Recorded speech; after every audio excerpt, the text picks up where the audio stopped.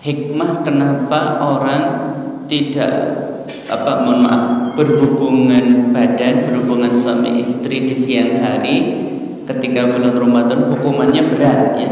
Hukumannya berat, mesti kafaratnya berat, kan berat Pak.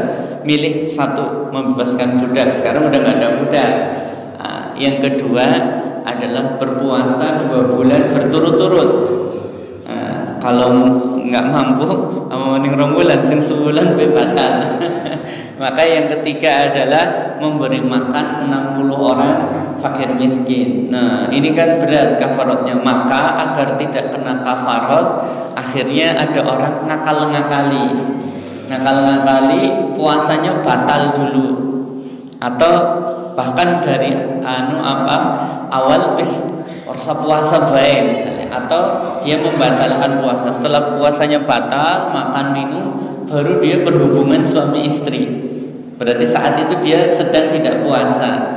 Maka menurut ini nanti dia cukup mengqadha puasa sehari tok, tidak perlu bayar kafarat. Nah, wallahu a'lam bishawab, sepengetahuan saya membayar kafaratnya itu bukan hanya karena dia batal puasanya, tetapi karena dia melakukan hubungan suami istri di bulan Ramadan di siang hari. Jadi bukan karena semata-mata batal puasanya, tapi faktor melakukan hubungan suami istri di siang hari pada bulan Ramadan itulah yang menyebabkan dia membayar kafarat itu. Kenapa? Dia dianggap tidak menghormati bulan Ramadan. Bulan Ramadan adalah bulan yang mulia, yang jelas aturan-aturannya harus dilaksanakan. Ini orang dengan sengaja melanggar aturan itu.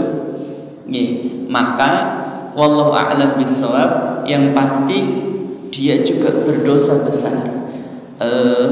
Ada hadisnya, saya ya Allah lupa redaksinya, tapi intinya begini Pak. Kalau ada orang puasa tanpa uzur, dia sengaja membatalkan pahala puasanya, membatalkan puasanya tanpa uzur tanpa uzur, maka walaupun dia mengganti puasa setahun penuh itu tidak cukup mengganti pahala sehari puasa di bulan Ramadan. Bayangkan ini betapa ruginya orang yang batal puasanya tanpa ada uzur. Uzur di sini misalnya sakit, nah itu lain, sakit ya, tiba-tiba nggak kuat sakit ya Allah, atau dia perjalanan kemudian ini kan ada uzur, insya Allah nggak itu, tapi itu ya, itu baru keutamaannya dia nggak dapat sehari, apalagi dosanya. Dia tetap dapat dosa karena dengan sengaja membatalkan puasa. Maka Allah alam bisawab, kalau dia seperti itu, kalau pandangan saya ini Pak, dia tetap harus membayar kafarat itu. Apalagi membatalkannya, makan minumnya sudah ada niat pengen berhubungan suami istri. Sudah diawali dengan niatnya batal karena pengen berhubungan dengan suami istri. Nah maka saya sering ya memang semua sudah takdir Allah ya, pernikahan itu. Cuman secara manusiawinya saya sering menyarankan kalau bisa mau menikah jangan deket-deket Ramadan ya. Sedina kurang Ramadan nikah, wah itu godaannya berat banget itu. Manten anyar ya. Kalau bisa ditunda saja di bulan Syawalnya ya, setelah, karena tadi ya, dan beberapa kejadian di masa Rasulullah kan para sahabi atau sahabat menikah beberapa di bulan Syawal ya, menikahnya setelah Ramadan gitu ya, karena tadi mantan baru berat itu Pak godaannya gitu ya. Jadi itu dalam tanda kutip mengakal-akali. Maka kafarat itu diberikan karena dia dianggap tidak hormat kepada bulan Ramadan, tidak menghormati Ramadan yang begitu mulia sampai dia melakukan itu di siang hari. Wallahu a'lam bishawab. Kalau orang itu menganggap bahwa gurunya benar, melakukan itu bagaimana? Itu istighfar bagaimana? Iya, kalau sudah terjadi berarti dia banyak benar. Iya. Maka idealnya begini Pak, idealnya begini ya. Ketika kita ini idealnya, ada satu pendapat yang menurut kita agak janggal, agak aneh. Apa iya benar bisa begitu ya? Ada baiknya kemudian kita mencoba untuk komparasi, mencari perbandingan, bertanya kepada guru lain, kepada kiai lain, kepada ustadz lain, kepada orang alim yang lain. Ada baiknya begitu. Kalau menurut kita, tapi kadang orang begitu ada yang berpendapat begitu dan mengenakkan, wis nyong sing kepenak malah sudah merasa tetek karena merasa yang penak ngoge tapi wis enak gitu. Nah, kalau saya pribadi ngapunten Pak, menurut saya apa iya betul bisa begitu ya? Ada baiknya seharusnya dia mencari perbandingan jawaban atau bertanya kepada yang lain dalam pengertian tadi, dalam pengertian agar kita lebih mantap gitu. Nah, kalau memang sudah terjadi dan dia mengikuti pendapat gurunya, wallahu a'lam bishawab, ya semoga saja tidak mengapa ya, karena memang ngapunten nggih, kalau orang awam memang ya wajibnya udah ngikut orang alim saja. Cuman tadi ada baiknya dia mencoba untuk mendengar. Saya kemarin ada cerita ya, ada cerita nih di satu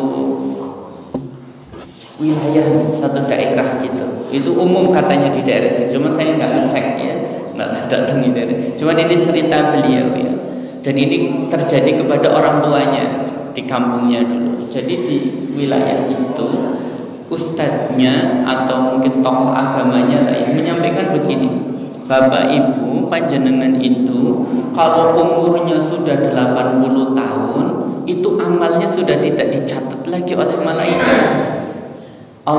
Malaikat sudah nggak nyatat lagi umurnya panjenengan, amalnya panjenengan semua. Maka panjenengan tidak perlu lagi berbuat baik. Untuk apa? Umurnya sudah 80 tahun lebih. Jadi akhirnya yang sudah berumur 80 tahun nggak sholat, nggak puasa, nggak melakukan kebaikan.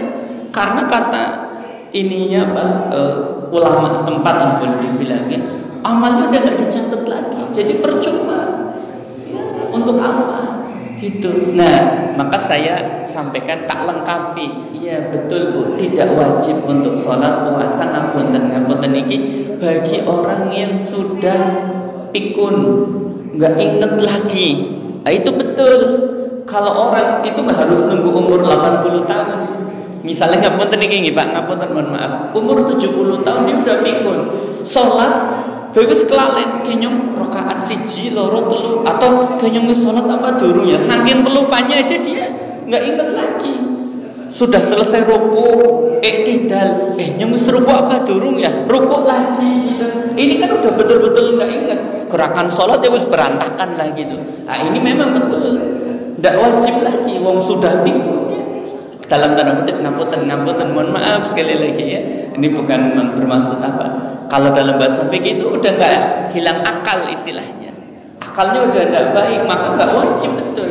Tapi kalau walaupun umurnya 80 tahun tapi dia masih ingat, masih normal, masih biasa lah gitu. Apalagi ngapunten orang dulu kan ada yang 80 tahun masih sehat, fit, nalarnya, akalnya baik, ya tetap punya kewajiban.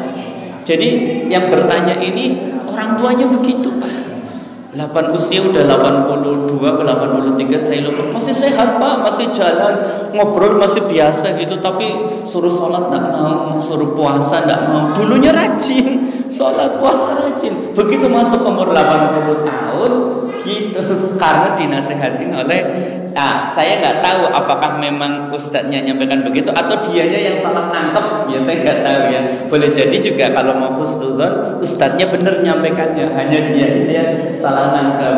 Nah, jadi kalau udah hilang akal nggak harus nunggu 80 tahun ya, mungkin ada orang umur 70 tahun 75 tahun ya, boleh jadi kemudian dia tadi ya sudah maka tidak wajib. Nah tadi ini yang kayak gini-gini ini bayarkan fidyah. Wallahu a'lam bishawab.